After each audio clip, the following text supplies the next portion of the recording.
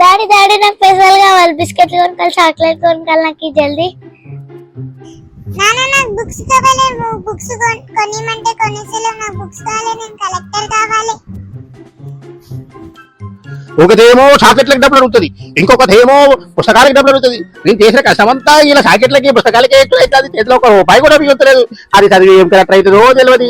ఇది బుక్స్ పట్టుకొని చదువుకోవే అంటే చాక్లెట్లు బిస్కెట్లు అంటది, ఎప్పుడు చిద్దిపోతుంది. ఇది అయితే దేవుడా ఇలాంటి కూతురులు ఇచ్చావయ్యా నాకు, నీకు దండం తండ్రి.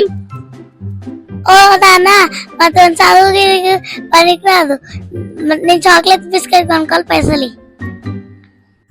అది చాక్లెట్లకు పైసలు అడుగుతుంది, నేను పుస్తకాలకు పైసలు అడుగుతున్నా, ఆమెకి ఇస్తావా ఇయ్యవా? ఓ దేవుడా ఈ లెక్కల దగ్గర నాకు కూతులని ఏమంటే బ్రహ్మరాక్షసులు ఇచ్చిన దేవుడా నువ్వు నాకు. ఒకదేమో చాక్లెట్లు అంటది, ఒకదేమో పుస్తకాలు అంటది, ఏవో అలాగే తీసుకురావాలి. సరే మీ ఇద్దరికి ఇచ్చేంత డబ్బులు నా దగ్గర లేవు కానీ ఒకరికి మాత్రం ఇస్తా, ఎవరికి ఇవ్వాలో మీరు తెలుసుకోండి. ఏం చదువు ఏంది, నాకు ముందు పైసలు కావాలి, చాక్లెట్లకి నాకు ముందు పైసలు. నాకు ఇవ్వకపోయినా పర్లేదు కానీ దానికి మాత్రం ₹1 ఇవ్వకు. నువ్వు దానికి కనుక పైసలు ఇచ్చినావు అనుకో, నువ్వు తినే అన్నంలా మోషన్ టాబ్లెట్లు కల్పిస్తా, జాగ్రత్త.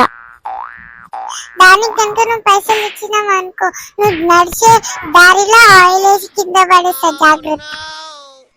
ఓరి నాయనో ఓరి దేవుడో ఇంద్రా ఆయన కూతురులా వీళ్ళల్లా వీళ్ళు అయితే లేకపోతే నాకు తప్పైతే ప్లాన్ చేస్తారా మీరు?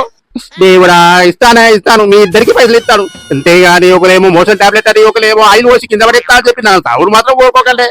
అన్నం పెడతారే ఇస్తాడే, మీ ఇద్దరికి ఇస్తాను. ఒకదేమో షాకెట్లు కొనుక్కుంటే ఒక పుస్తకాలు ఉంటుంది, కొనుక్కోండి పోండి ఇస్తున్నా పోండి. భగవంతుడా ఇటువంటి కూతుళ్ళు ఏ తండ్రికి దొరకకూడదయ్యా. ఏం చేయాలి, నా జీవితం మొత్తం నువ్వే చూసుకోవాలి. వీళ్ళని ఎలా పెంచాలి, ఎలా పెద్ద చేయాలి, ఏం చెయ్యాలి ఏం అర్థం కావట్లేదు.